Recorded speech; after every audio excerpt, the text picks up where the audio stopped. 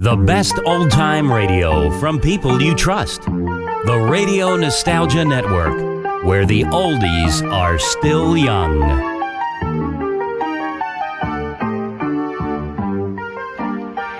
It's a foggy night, a perfect night for a mystery. Tonight, Mystery Theater presents Mystery Thriller.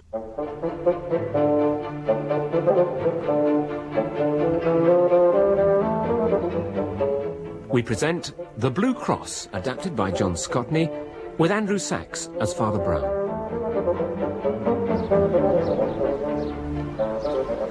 Harwich and Parkson Docks and Harbour Board Key number 5, no admittance except on authorised business. Well, that's us, sir. This can't be the one. There's no one about.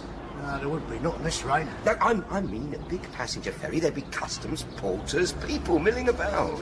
We are very late, Inspector. Thank you, Sergeant. How was I to know there were 2 flipping harbours at Harwich? Look, sir. What? There's someone. What? There with the parcels. And the umbrella. Yeah, that is a Catholic priest, Sergeant, and therefore almost certainly a foreigner. Oh. Anyhow, he looks as lost as we are. Still, there's no harm in trying. Excusez, hey, vous, monsieur, excusez-moi. Oh, no. May... have you... Pardon, monsieur. Well, that is, parliamo l'italiano. Oh, God, what's Italian? You speak at English? English? Yes. Oh, yes. Yes, I am English. I thought you were French. Well, now, look, in that case, I wonder if you I'm could sorry, tell me I'm sorry. where the- We're in a hurry. Do you know where we can find the ferry boat from Holland? We've got to meet someone off it. Well, yes, indeed. Now, you see that green funnel? Over Green funnel, Yes, yes. over the shed there? Yes. Well, that's yes. it. Ah, right. Thank Oh, you. but I'm afraid you've missed your friend. What do you mean? You see, I think... no, I'm certain I was the last one off. We docked an hour ago. An hour ago? This is very quick nowadays. Unlike the last time I came back from Rome this way, it was, yeah. well, it must have been 10 years ago. Yeah, Queen but- Victoria's Diamond Jubilee in 1897. Yes, And the that- next thing you know, we'll all be going by flying machine. Right, Pardon? now, look, we'd Pardon? better get to the train station quick. Come on, Sergeant. Sure. Oh, thank you very Train much. station. I was going to go to the...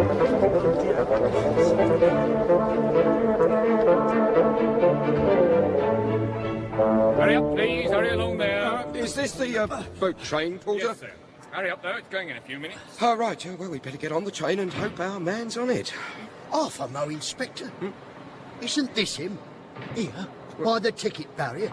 He fits the description. Boater, blazer, black beard. Yes, right, you. Oh, yes. Excuse me, sir.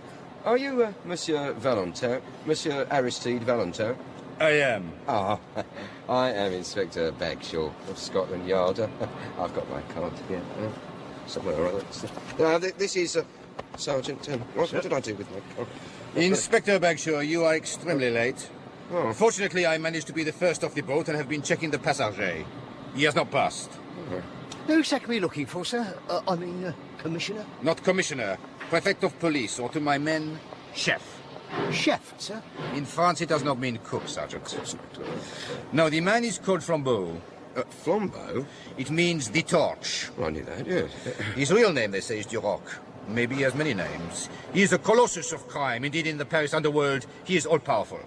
I follow him from Paris to Gand to Brussels to Roland. Yeah. I am certain he is on the paquebot. Oh, definitely.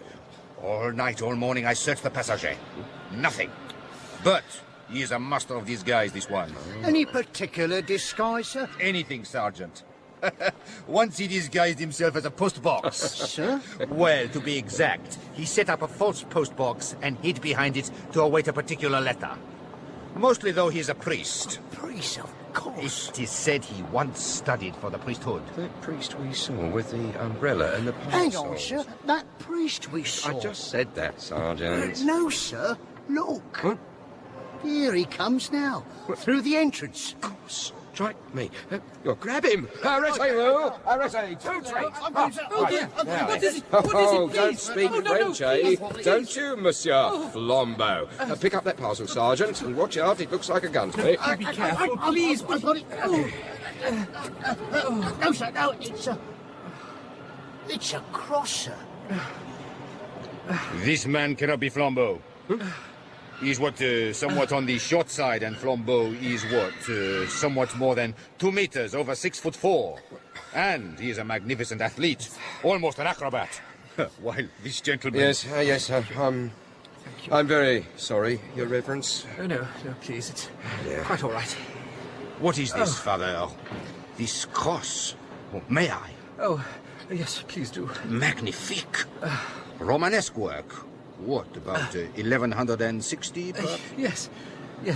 The silver is worked so, and the stones. See, Sergeant. They must be sapphires. Uncut sapphires. Nicked, is it? Uncut. North French work? Oh, yes. Yes, you see, it was supposed to have belonged to the Blessed St. Thomas. Aquinas. No, Becket. Our English martyr, you know. Yes. And as I was coming back to work in London, I was asked to bring it from the papal treasury. It's for the exhibition in Canterbury. You may have seen the advertisement in the Catholic Times. Yes. Here, Father, you must take care of it. Thank you. It is valuable. Yes, thank you. These are, you say, precious stones. Oh, precious. Oh, yes, well, that would be the word. Precious. Yes, now, my train. You must excuse me. Thank you. Goodbye. Au revoir. Thank you. Bon voyage, Thank you, Father.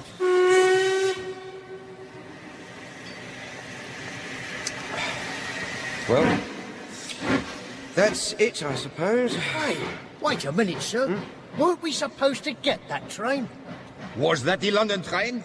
Merde. Oh, no. Porter, Yes, sir. when's the next London train? 1.5 hours, sir. But it's rather slow, I'm afraid. Oh, yes, it would be. Inspector, have you a cup? Now, Porter, did you notice a very tall gentleman getting on the train dressed as a priest? Or a postman? Sergeant. Sorry, sir. A priest? Yes. No, that gentleman's the only priest I saw. No, the only tall man was one of the sailors. Now, he really was tall. What? But I was the first from the boat. Why did I not see him? You might have been the first passenger, sir. But any crew members who want to go to London, we always let them on the train early. Keeps them out of the bars, you see. Why did I not think of the crew? Fool, I was on a ship. So it has sailors. One minute, Porter. That train is direct to London non-stop, is it? Yes, sir. Good.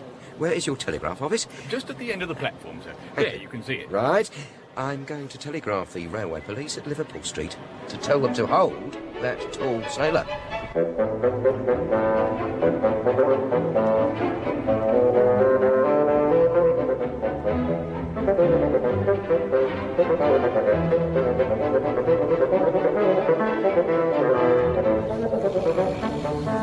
At last, Liverpool Street Station. He was right about it being slow, that porter. It is very flat, your East Anglia.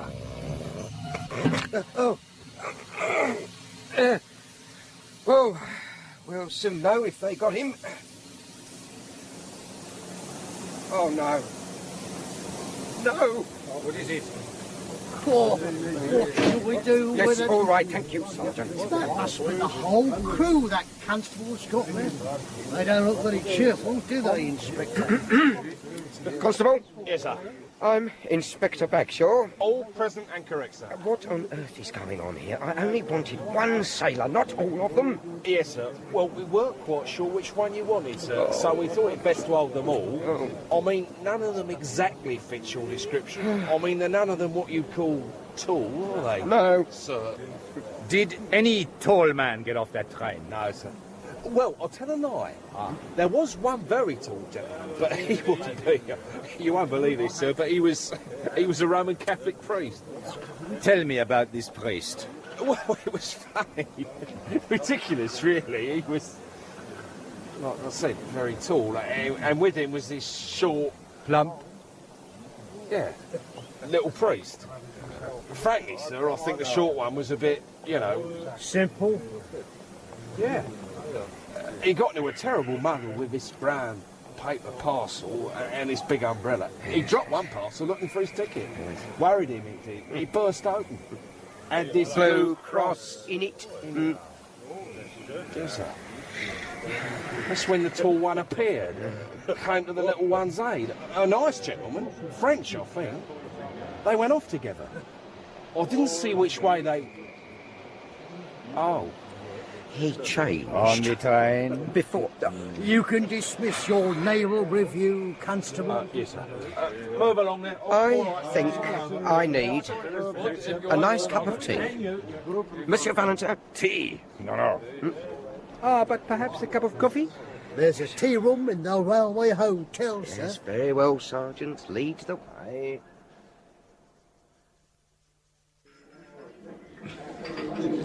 One black coffee and one large pot of tea. Yes, thank you. Oh, this is terrible. Absolutely terrible. Are you all right, sir? Oh, don't worry, Sergeant. They're very emotional, the Latins. I'll handle this.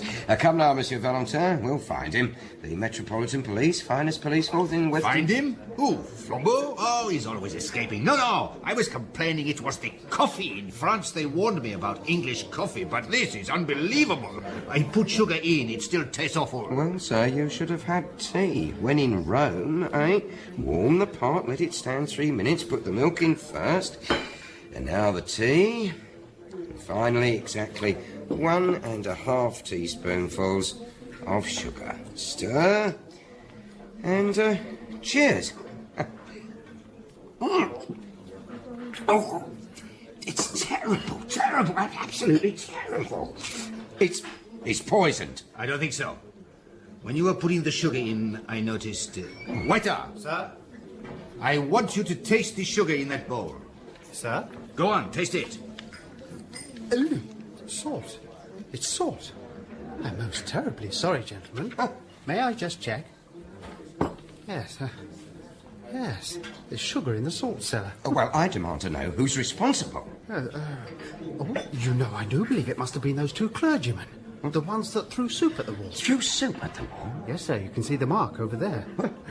They came in earlier and had coffee. Both very quiet, respectable people. One paid the bill, and the other one dragged behind, and suddenly he threw some soup from a half-empty cup against the wall.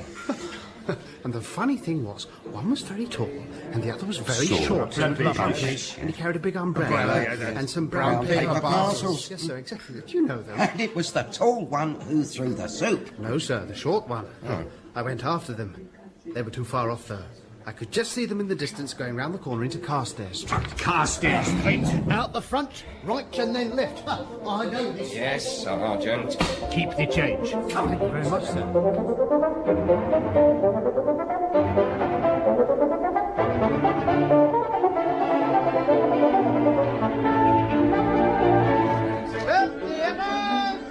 Get your pairs here.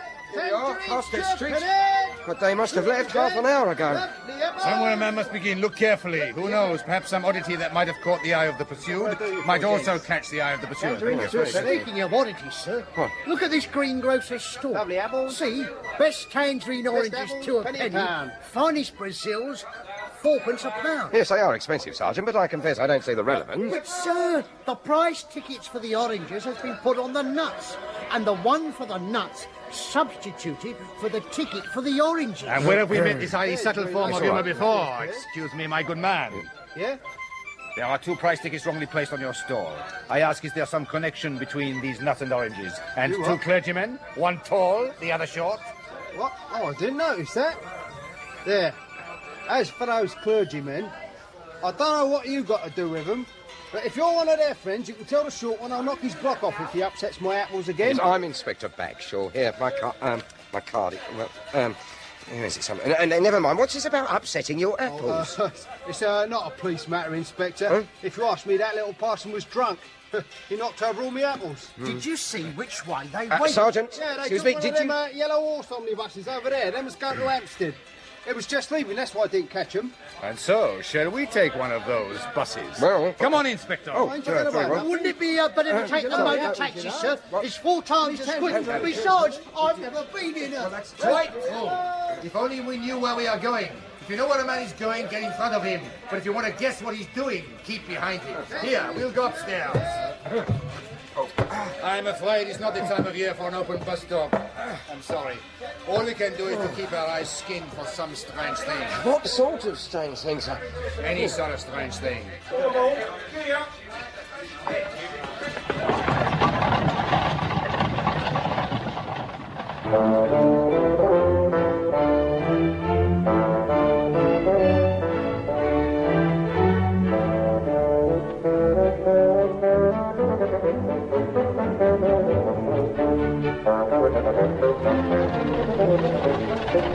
Wake up, Inspector.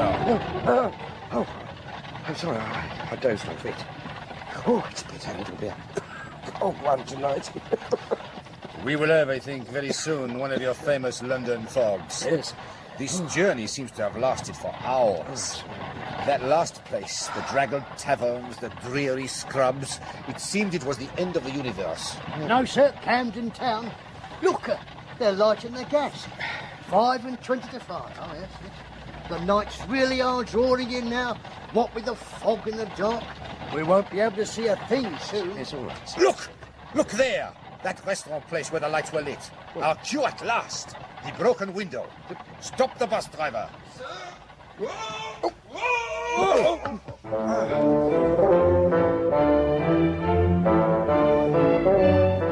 Si, senor, si. It was the padre. He broke my window. The short one. Si. He and his friends, they had tea here. After they're leaving, I find the big one pay 6-7 times too much. I call after the other priest, he come back, I pick up the bill to show him, and madre mia, I could have sworn I put 1 shilling and 6pence on the bill, but there was 11 shillings and 6pence. Now the small priest, he say, I am sorry to confuse your accounts, but the extra 10 shillings will pay for the window. What window, I say? The one I am going to break, he say, and he push his umbrella through the glass. He marched out to join his friends, and they go so quick up to Bullock Street. I went down, but it did not seem worthwhile to follow. And the other one, he was a priest, but he was a very big man. Thank you, Signor Gabrielli. Bullock Street.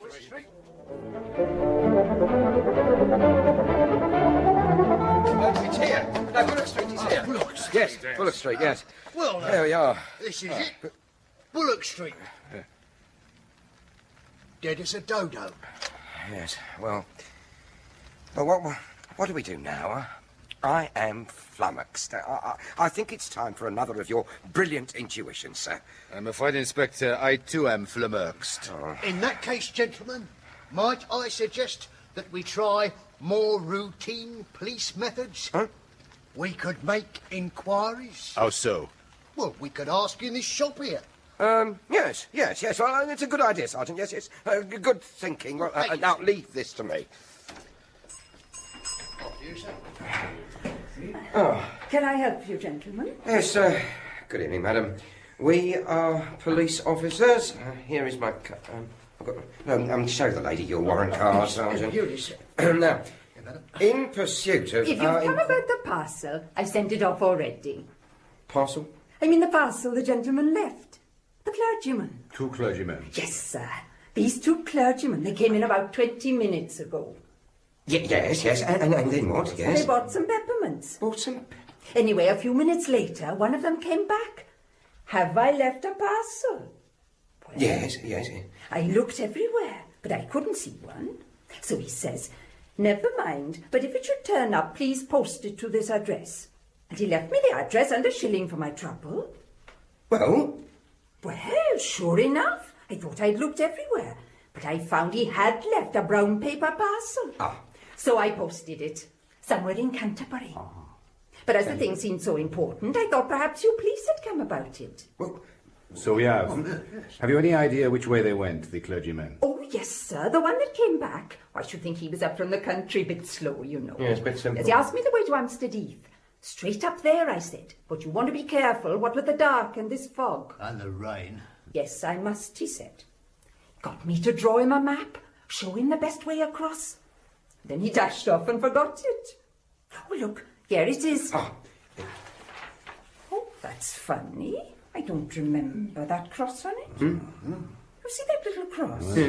Extraordinaire. That is funny. Yes, it is. Thank you. You have been most helpful. I'll take the map, if I may, madam. Thank you. Good night. Oh, it's a tall order, isn't it? Hampstead Heath on a night like this. Oh, look at the fog now. What a piece super. Well, what do you think, sir? It's obvious Flambeau sees the sapphire cross when the priest drops it. What an opportunity. He is disguised as a priest. Quite naturally, he falls into conversation with his brother priest. Flambeau does not know London, but he knows Hampstead Heath. is one of the very few empty places in this crowded city. A place where he can get the priest on his own and commit the robbery without attracting attention. Precisely. He lures the priest here. A man like Flambeau could lead that gullible, innocent little simpleton by the nose to the North Pole if he wanted to. Yes, that's all very well, but I still don't understand. The soup on the wallpaper, the apples, the broken window. And what about the cross on the map? The cross! Let's make a wish the place mount at once.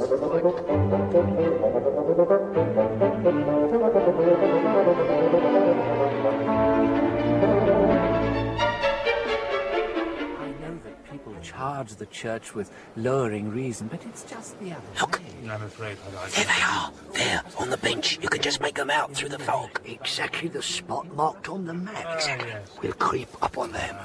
These modern infidels appeal to reason.